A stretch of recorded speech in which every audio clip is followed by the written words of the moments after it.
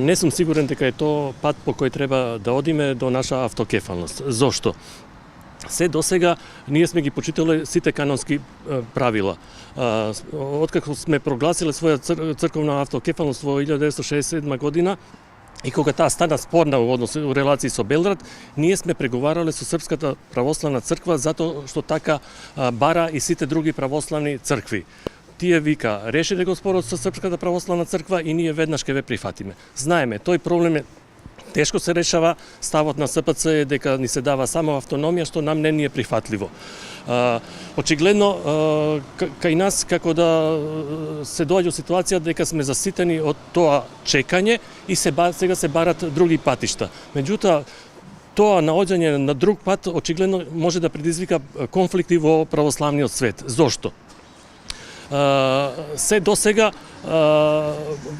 беше правило да се преговара со Српската православна црква, а во меѓувреме, изминативе 2 години, православните цркви воведува консензус околу тоа, околу прашањето на нови цркви. Значи, за да се промовира една нова автокефална црква, потребна е согласноста на сите 14 автокефални православни цркви.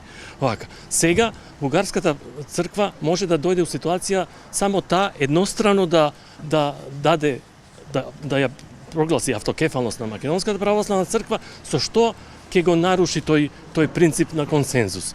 Затоа јас мислам дека ова барање нема да најде на одобрување посебно од страна на Руската православна црква, која сите овие години се бореше за воведување на тој консензус, за да го амортизира, за да ја амортизира улогата која што ја има Вселенската патриаршија во православниот свет, односно таа да не дојде у ситуација да ја прифати автокефалноста на Украинската православна црква, која што бара своја црковна самостојност.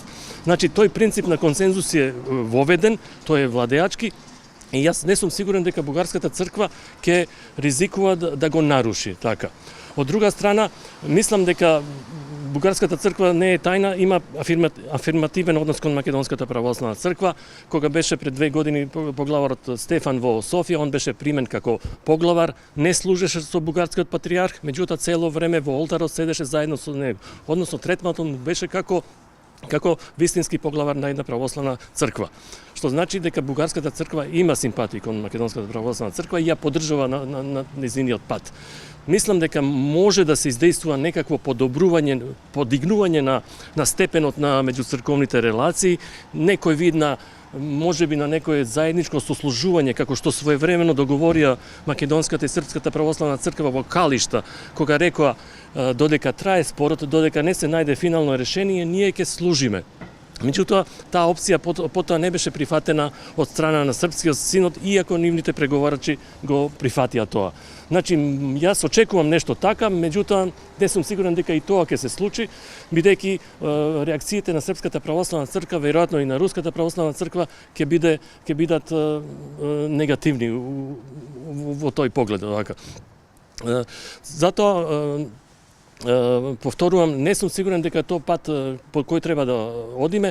Од една друга страна има една добра работа во ова, што на овој начин се праќа одредена порака кон Белград дека СПЦ не може бесконечно да го пролонгира решавањето на македонското црковно прашање. Сами знаете дека оваа генерација на владици мислам дека нема потенцијал, нема желба, нема волја, посебно таа постара структура во Српската православна црква, нема желба да се реши македонското црковно прашање, така. Затоа на некој начин во ова читаме на порака на црковно Скопје, во кое што му се праќа порака која што се праќа до Белград, во смисол не сте само вие тие што можете да решавате ова прашање, туку на овој начин се отвара проблемот и кон другите православни цркви кои исто така може да побарат, да кажат еве сакаме и ние да имаме своја улога во тој проблем, ако веќе треба консензус на сите православни цркви околу автокефалноста на некоја нова црква.